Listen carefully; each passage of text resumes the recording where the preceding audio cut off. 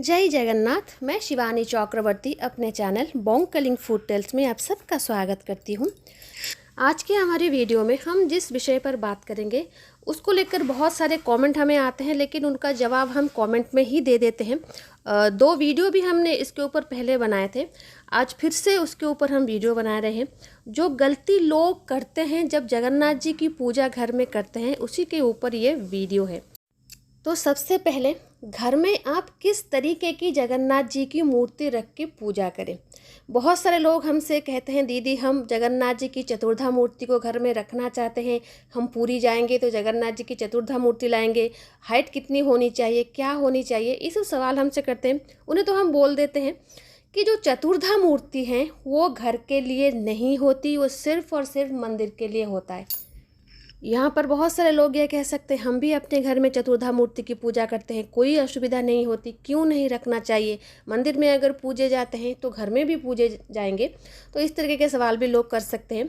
तो उनके लिए जवाब एक ही है, चतुर्धा मूर्ति घर में रख के पूजा करने से कोई पाप नहीं लगता, लेकिन चतुर्धा मूर्ति अगर आप घर में रखेंगे तो उनकी एक विशेष पूजा पद्धति होती है, पूजा नीति होती है, जो आप घर में नहीं कर सकते। इसलिए पुरी में ज़्यादातर लोग पंडा सेवायत भी और जितने सारे जगन्नाथ संस्कृति के जानकार भी हैं, वो तभी चतुर्धा मूर्ति को अपने घर में रखते हैं जब वो पूरी नीति के साथ सेवा दे सकते हैं।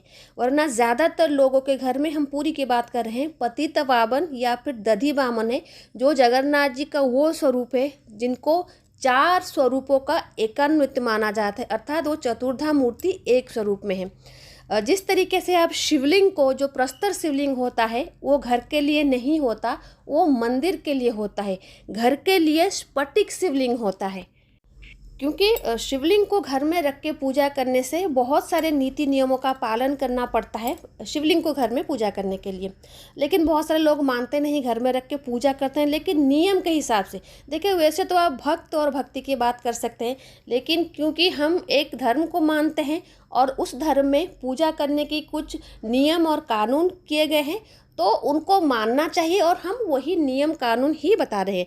बाकी आप भक्त और भक्ति उसको अगर मानते हैं तो आपके लिए कोई भी नियम कानून लागू नहीं होते। लेकिन जो मानना चाहते हैं हम उनके लिए बोल रहे हैं। जो हमारे पुराने सब्सक्राइबर हैं उनको पता होगा कि हमारे 3 मंदिर हैं, एक महाकाली का मंदिर है, एक जगन्नाथ जी का मंदिर है और एक महादेव जी का मंदिर है। जगन्नाथ मंदिर में भी हम यहाँ पर जगन्नाथ जी की पतितपावन स्वरूप की पूजा करते हैं, और जो शिवलिंग की पूजा करते हैं, प्रस्तर शिवलिंग की पूजा करते हैं, वो हम अपनी मंदिर में करते हैं। लेकिन जो हमारे घर में जो हमने शिवलिंग रखा हुआ है वो स्फटिक का शिवलिंग है, वो प्रस्तर, ये पत्थर का शिवलिंग नहीं है। क्योंकि प्रस्तर का जो शिवलिंग है वो घर में पूजा होने के लिए नहीं है, क्योंकि उसके बहुत सारे नीति नियम होते हैं। उसी तरीके के चतुर्धा मूर्ति अगर आप घर में रखेंगे, आपको बहुत सारे नीति नियमों का पालन करना पड़ेगा। इसीलिए घर के लिए या फिर गृहस्थ की पूजा के लिए हमेशा जगन्नाथ जी की एकल मूर्ति को लेने के लिए परामर्श दिया जाता है। लेकिन बहुत सारे लोग उसे मानते नहीं, चतुर्धा मूर्ति को घर में ले जाके रख के पूजा करते हैं। ठीक है, अपनी भक्ति है, अपनी जगह है, उसके ऊपर हम सवाल नहीं उठाएंगे। लेकिन और एक दूसरा सबसे बड़ा प्रॉब्लम है जो आजकल बहुत ज़्यादा मात्रा में देखी जा रही है, और उसके विषय में भी हमसे बहुत सारे लोग सवाल करते हैं कि दीदी अगर मूर्ति खंडित हो रही है, हम घर में पूजा करते हैं, मूर्ति खंडित हो जा रही है, तो उसका हम क्या करें, किस तरीके से हम उन्हें विसर्जन दें। तो सबसे पहले जो भी हमारे दूसरे देवी देवता हैं, जो भी विग्रह हैं, उनको पूजा करने का तरीका और उनको विसर्जन करने का तरीका अलग है, और जगन्नाथ जी की पूजा करने का तरीका, उनको विसर्जन करने का तरीका अलग है। खासकर तब जब आप प्रभु जगन्नाथ जी की दारू की मूर्ति अर्थात लकड़ी की मूर्ति अपने घर में स्थापित करके पूजा किए होंगे। आप सबको पता है जगन्नाथ मंदिर के जो प्रतिष्ठित देवता हैं वो दारू विग्रह हैं, अर्थात नीम की लकड़ी से बने हुए हैं। तो उनके ब्रह्म परिवर्तन से लेकर उनको मिट्टी के अंदर स्थान देने तक, या जो हम विसर्जन कहते हैं, उस समय तक जो भी नीति होती है वो दूसरे देवी देवताओं से अलग होती है। तो अगर आप जगन्नाथ जी की प्रतिष्ठा किए हुए हैं घर में प्रॉपर तरीके से और लकड़ी के विग्रह के पूजा कर रहे हैं, तो आपको उस नीति को फॉलो करना ही होगा।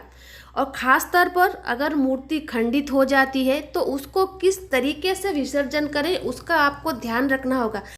बहुत सारे लोग जब मूर्ति खंडित हो जाती है तो उसको लेके पानी में डाल के आ जाते हैं, बोलते हैं कि हमने जल विसर्जन कर दिया।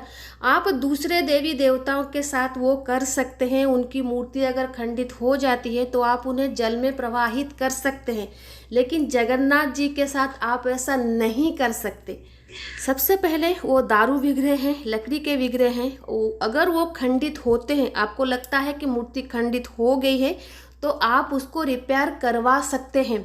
जगन्नाथ मंदिर में भी ऐसा होता है, जब क्योंकि वो 12 साल 19 साल रहते हैं, तो अगर लगता है कभी कभी मूर्ति कहीं से खंडित हो गई है, तो जब दारू लाया जाता है नवकलेवर के समय, तो दारू दूसरे अलग से रखे जाते हैं कि कभी अगर आगे उसकी ज़रूरत हुई, मूर्ति कभी खंडित हो गई, तो उस दारू को लगा के उसको रिपेयर किया जाता है। जैसे 2 साल पहले प्रभु बलभद्र जी रथ के ऊपर से नीचे आ गए थे, अगर उस बीच उनके श्रीअंग में कहीं पर भी खरोच भी आती, फिर भी वो जो रखा हुआ दारू का टुकड़ा होता है उसको लाके भगवान के श्रीअंग को रिपेयर किया जाता। ये मंदिर का नियम है, क्योंकि दारू विग्रह हैं, खंडित तो होंगे ही, तो उसको रिपेयर किया जा सकता है। अगर आपके घर में भी दारू विग्रह हैं और वो खंडित हो गए तो सबसे पहले उसको रिपेयर करने की ही सोचें। और ये प्रक्रिया आप जब भी प्रभु का अनवसर नीति होता है, वही समय होता है ये सब कुछ करने के लिए, उसी समय में करें। भगवान जी का रंग रोगन भी उसी समय में करें। वो जो 15 दिन का समय होता है उसमें प्रभु के विग्रह को जो भी कार्य आवश्यकता होती है, चाहे वो रिपेयर की भी हो या फिर कलरिंग करने की हो, वो उसी समय में करें।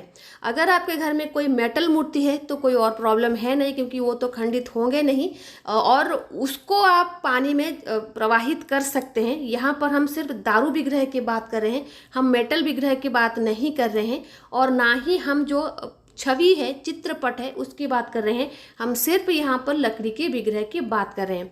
तो बहुत ज़्यादा जब खराब हो जाता है मूर्ति, आपको लगता है उसको अभी विसर्जन करना ही होगा, तब आप उन्हें जल प्रवाहित मत करें। या तो सबसे पहले आप उन्हें अपने घर में, अगर आपके बगीचे में कहीं पर जगह हो, वहाँ पर आप उन्हें मिट्टी के अंदर स्थान दें। ये होता है प्रभु जगन्नाथ जी की दारू विग्रह की विसर्जन की नीति। आपको उन्हें मिट्टी के अंदर ही स्थान देना होगा, आप उनको जल प्रवाहित नहीं कर सकते। बहुत सारे लोग क्या करते हैं, अभी समंदर के किनारे लाके अपनी प्रतिष्ठित देवताओं को छोड़ के चले जा रहे हैं, या फिर समंदर के अंदर ही उन्हें छोड़ के चले जा रहे हैं।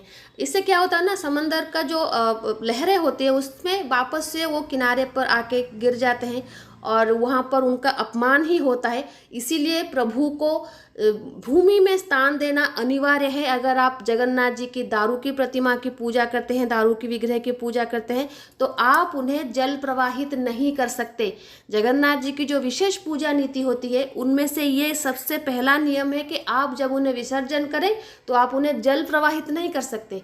मूर्ति खंडित हो गई है, आपके घर में अगर कोई जगह है, मिट्टी की जगह है, आप उन्हें वहाँ पर स्थान दें। अगर आप कोई फ्लैट वगैरह में रहते हैं और आपको वो सुविधा प्राप्त नहीं है कि आप मिट्टी में प्रभु को स्थान दें, तो सर्वोत्तम है, पास में अगर कोई मंदिर है तो मंदिर में उस खंडित मूर्ति को आप दान कर सकते हैं, क्योंकि मंदिर वो जगह होती है जहाँ पर खंडित मूर्ति को रखा जा सकता है। और अगर वो भी आपके पास सुविधा आपको प्राप्त नहीं है और अगर आप जल प्रवाह ही करना चाहते हैं तो नदी में करें, समंदर में ना करें, और नदी के किनारे में भी नहीं करें। गहरे नदी में जाएं, नाव में बैठकर गहरे नदी में जाएं, नदी के गहराइयों में जाकर प्रभु को विसर्जन करके आएं, ताकि वो बह के वापस से किनारे पर ना आए और ना ही उनका अपमान हो। अभी कुछ दिन पहले ही समंदर के किनारे पुरी में विशाल चतुर्धा मूर्ति को कोई छोड़ के चला गया। किसके घर में पूजा हो रही थी, वो छोड़ के चला गया वहीं पर विसर्जन करके, और वो किनारे पर वैसे ही बैठे रहे। तो इस तरीके से अपने प्रतिष्ठित देवता का अपमान बिल्कुल भी ना करें। और जिनके घर में चित्रपट भी हैं तो उनसे भी अनुरोध है कि वो भी भगवान जी को मिट्टी के अंदर स्थान दें। पीतल प्रतिमा तो सालों साल पूजा होंगी, वो विग्रह तो खराब नहीं होंगे, सिर्फ उन रंग रोगन की ज़रूरत होती है, वो आप कर सकते हैं। लेकिन जो दारू विग्रह हैं और ख़ासकर प्रतिष्ठित विग्रह हैं, उनके विसर्जन में ये बात आप ज़रूर ध्यान में रखें। ऐसा नहीं है कि अच्छी तरीके से पूजा किया और आखिरी समय में उनको इस तरीके से असम्मानित होने के लिए हम छोड़ नहीं सकते, तो इसका ध्यान रखें। तो आज के लिए इतना ही, रहते हैं। जय जगन्नाथ, जय माँ काली।